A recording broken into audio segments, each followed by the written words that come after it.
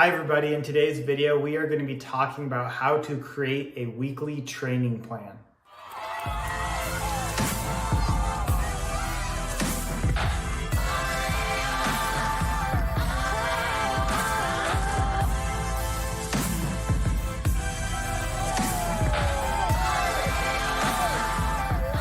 So prior to jumping into some sample training plans and looking at what does it look like to run 5 days a week, 6 days a week, 4 days a week, whatever it is, I do want to talk about just some foundational principles of what creates a great running plan. I've talked about this often in previous videos, but my first and foremost, most important variable is consistency. Consistency at the end of the day is what breeds results. And so it's so important to think about consistency when you're creating a training plan, a nutrition plan, a recovery plan, whatever plan you're creating. At the end of the day, if you make it so difficult and strict and it's very hard to adhere to day in and day out, you're not going to find results over a long period of time.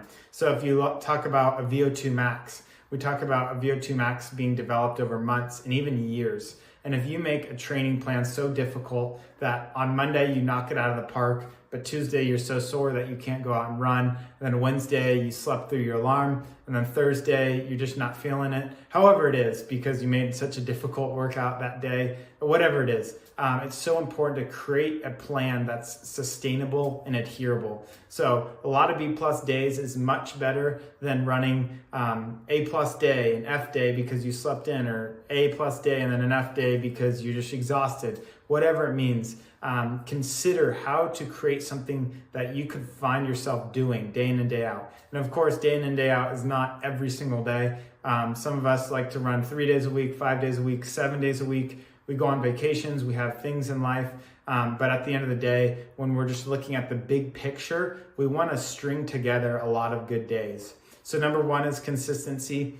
Number two is progressive overload. So if I said I want to get better at pull-ups, and I go to the gym and do 10 pull-ups, and then a month later I'm doing 10 pull-ups, and then 6 months later I'm just doing 10 pull-ups, that's not progressive overload, because I'm gonna build my strength to where my body can handle 10 pull-ups just fine. But over time, my body will need to do 15, 20, 25 pull-ups those days to increase my strength. And just same thing goes for a running plan. If you're just doing the same thing every day, whether that's 5 days a week, you're running 4 miles at 8-minute pace. You're not running any faster. You're not running any farther. You're not creating any variety in those runnings or in those runs. You're not going to see results over a long period of time. So number one, consistency. Number two, progressive overload. Number three is variability. Variety. Variety just means you can't really be doing the same exact workout every week, because a hill workout is going to build strength in your body and your legs specifically differently than a lactate threshold run will, differently than mile repeats will, differently than 4 minutes on, 4 minutes off type of anaerobic workout. So consistency, progressive overload, variability, those are all really important key foundations to building a great training plan. Now let's dive into what training plans look like. So with the remainder of the time, I want to cover 3 different training plans and just kind of break them down, what they look like, when do you work out, when do you do a long run. So let's dive into the first one. I'm just going to call it the basic training plan. This could be because you're working a lot, maybe you're just getting into running, and you're just starting to introduce anaerobic workouts and long runs into your actual weekly running routine. So with the basic training plan, I'm going to say we're going to do 1 anaerobic workout, 1 long run. So we'll include that anaerobic workout on typically Tuesday or Wednesday, kind of smack dab in the middle of the week. That gives you a couple days earlier in the week to do easier running or days off. Later in the week, easier running, days off. And then on this weekend, typically a Saturday or Sunday, you're going to include a long run. So this basic training plan, again, 1 anaerobic workout, smack dab someday in the middle of the week that works best for you. And we have a long run typically on Saturday or Sunday, whatever day works better for you. So in between, say Monday, Tuesday, Thursday, Friday, or even Saturday if you're doing a long run on Sunday. In this basic training plan, you're gonna have a couple days to do what you find best in your schedule. So that may be just easier training runs, 2 to 3 training runs. These are runs that are at 65 to 75% of your max heart rate, typically a zone 2 or a zone 3 run. So for me, as a 24-year-old, my max heart rate's probably somewhere close to 200. And easy run, I'm shooting for 135 to 145 in terms of my heart rate. Obviously, every day is different, whether you're sleep deprived or whatever, your heart rate's gonna be a little bit different. But in a basic training plan, we're covering 1 long run, 1 anaerobic workout, and a couple days of easy running. On these easy days of running, whether that's Monday, Tuesday, Thursday, Friday, you could also include a day off. So everybody has different training plans. If you want to run 5 days a week, you can have a day off, or 2 days off for that matter, usually Sunday and another day during the week. If you want to run 6 days, you can include a day off in the middle of the week with a long run on the weekend. And so it really just depends, again, what your preference and your availability is to fit into this basic training plan. Personally, it's what I'm following right now just because I'm working a lot. I don't really have the energy, physical energy, just being on my feet and working a lot to include a lot of anaerobic workouts just because it does take a taxing toll on your body. So it's important to discern what day is going to be best for me to do a workout, what day is going to be best for me to do a long run. Typically days you can get a little more rest, have a little more control over your nutrition.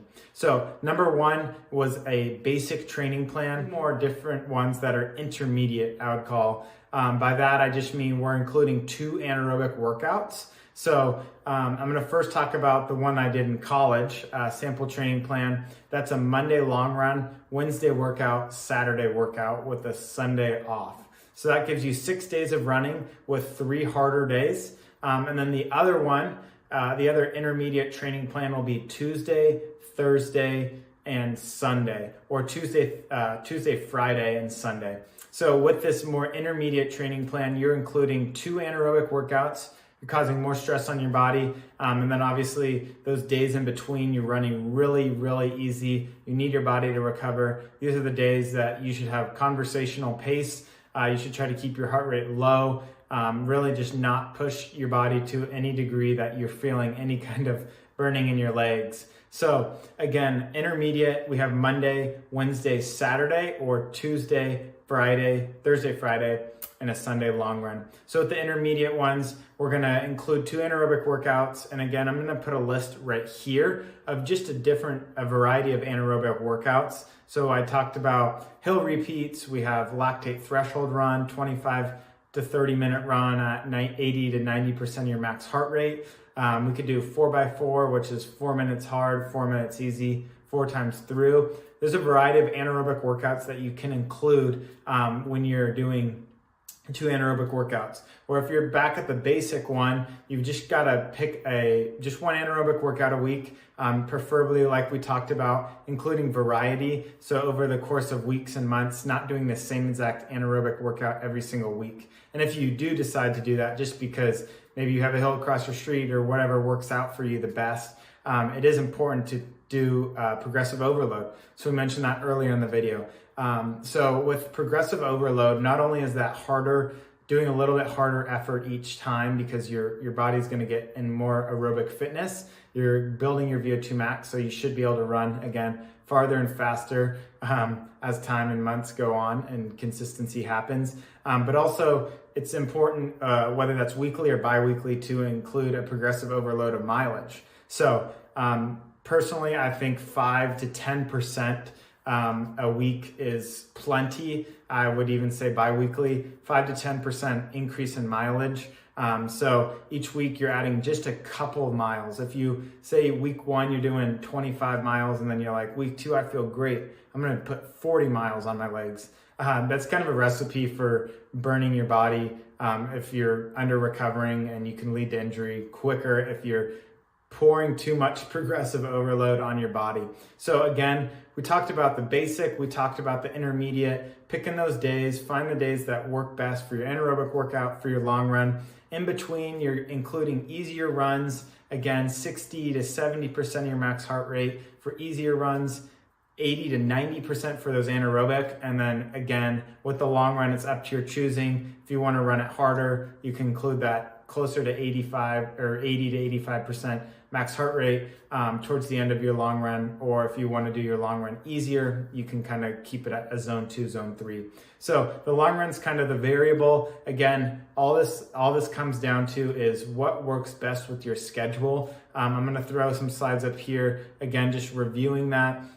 And again, progressive overload's important. 5 to 10% bi-weekly, increasing that mileage, that effort to improve your fitness, and include just a steady growth curve of mileage and VO2 max growth, right?